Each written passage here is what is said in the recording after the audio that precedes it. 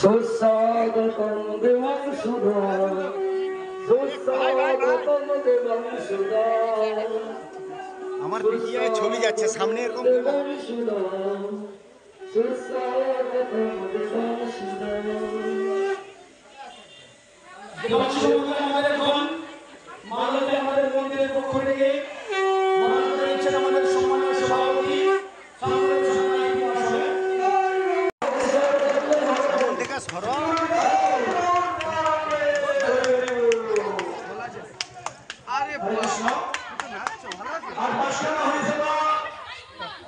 সত্যি গর্বিত। আপনারা সবাই জানেন